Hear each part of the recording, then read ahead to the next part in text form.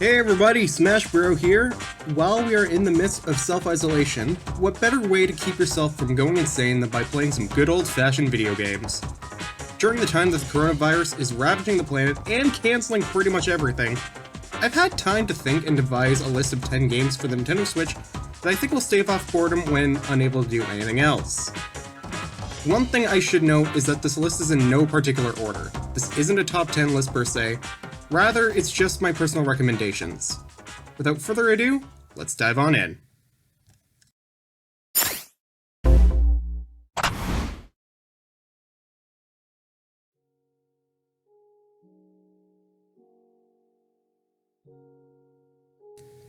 Kicking the list off at number 10 is Minecraft. Minecraft is nearly limitless in what you can do in the game. From the infinite amount of imagination from creative mode to all the tiny permutations of survival mode, any playthrough of the game will feel different from the last. The game's Bedrock Edition also allows for crossplay between different systems, so now you and your friends with PS4 or Xbox One can play together online. This seems like the most obvious game on the list, but that isn't necessarily a bad thing.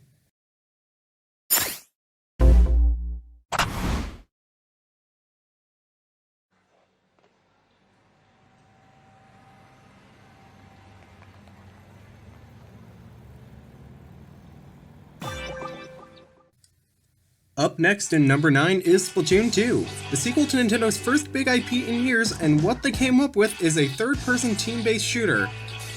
Both somehow completely expected and unexpected at the same time. But I digress. With a variety of weapons, modes, and expensive lore, Splatoon 2 has a lot of legs. Need a refresher on how to play? Try out the single-player campaign, or the challenging Octo expansion DLC if you want an extra kick. Splatoon 2 also has no shortage of online modes either. You can fight your way up the leaderboard in ranked battles, or team up with some friends or randos to tackle Salmon Run. No matter what you choose to do, there will always be ink left in the tank. I swear this game can be very addicting at times. You don't need to take my word for it though.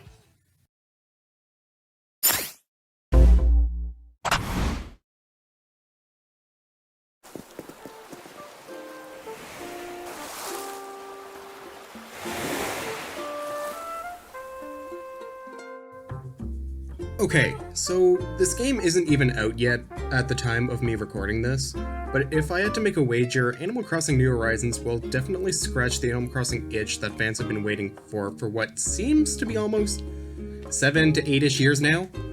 Improving on New Leaf's foundation, you are given a private island for you to rummage around.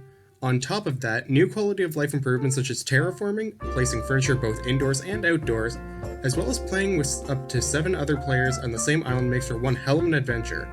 And one that seems to promise endless relaxation to boot.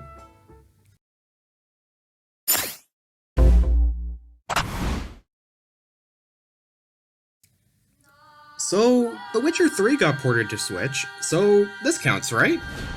While I don't think this game will be to everyone's taste, I found The Witcher 3 to be very engaging and fun to play. Every town I came across had a story to tell, and there was urgency to the characters, and everyone had a reason for the actions they took, be it a hero or a scumbag. And even with the graphical downgrade, the game still looks fantastic on Switch. And with the main game and all DLC on one cartridge, there's a lot here to toss your coin at. Plus, they also added extra content in the form of an art book, so at least if you didn't play the first 2 games, you can still get caught up with the rest of the series. Good things all around.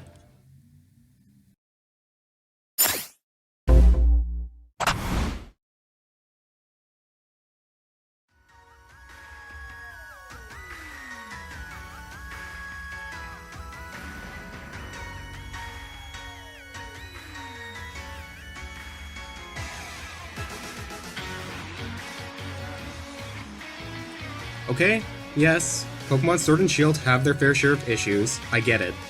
These games aren't perfect. But what's here is still very meaningful regardless.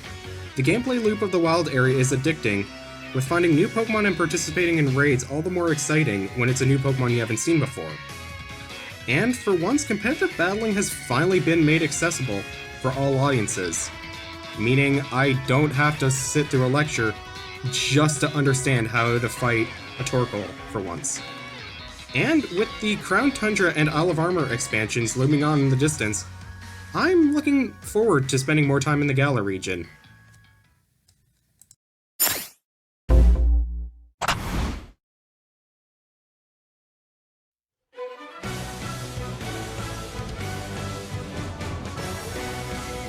Okay, maybe it's just me, but Xenoblade Chronicles 2 is really good! Xenoblade 2 does do things differently than the first Xenoblade game, but the things it still does very well. The combat is engaging with plenty of options and strategies when it comes to blades and arts. The story is engrossing, and it, in my opinion, has one of the most likable cast of characters in any JRPG I've played. And the world is super massive, with tons to explore, treasures to collect, monsters to kill, and side quests to complete. And if you're worried about needing to play the first game before this, don't worry. Xenoblade 2 is not directly connected to the first game. Ish. And let's not forget that the Torna expansion came out, and is in my opinion even better. Please don't overlook this series.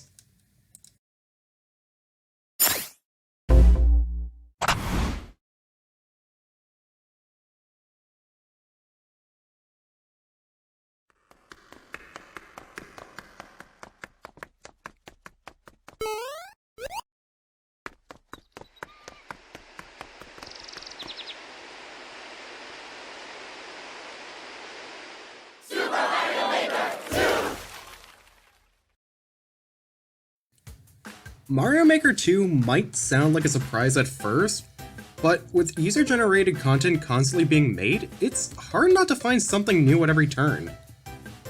The Mario Maker community has created impressive works over the past year with many different inspirations. So much so that Nintendo is actively looking into the Mario Maker creations for potential new 2D Mario games, should a new one ever be made. Let your creations run wild, folks. I want to see them.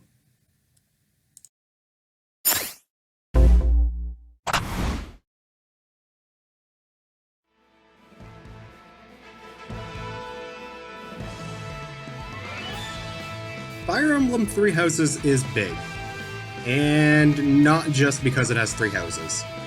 The game's multiple routes will have you locking blades with friends and foes alike, each with compelling reason to join their side, and offering so much more replay value otherwise.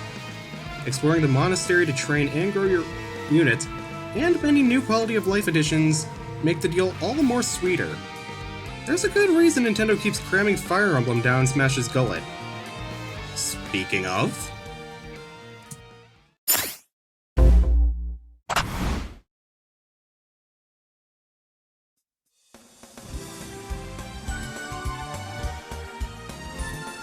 yeah, it's pretty obvious I would put Smash Ultimate on the list. But can you blame me? Ultimate has the moniker of everyone is here, and therefore everything is here. Classic modes for all characters, a meaty story mode, customizable matches and rule sets, collecting all spirits, just make for an all-around great package that could very well last for a long time. And we're still getting new spirits and DLC to this day. Really starting to think Sakurai should take a break from all this.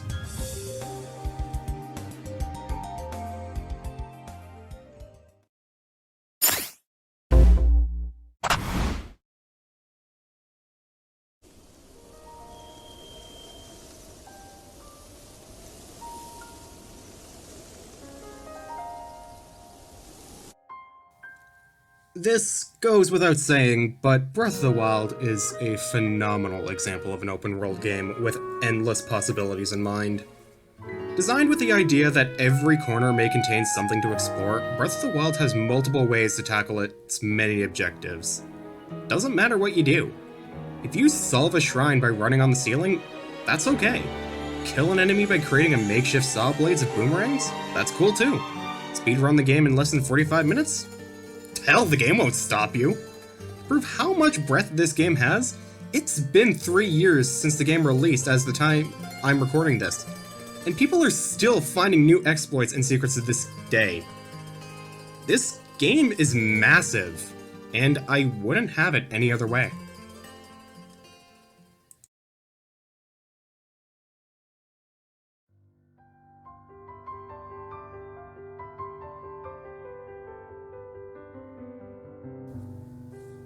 Thank you guys so much for watching all the way to the end. This was something I wanted to do for a long time, but never really found the time to just sit down and do it. There's a lot more I want to do in the future, so don't forget to smash the like and subscribe buttons to let me know that you want to see more of this. And I will see you guys next time.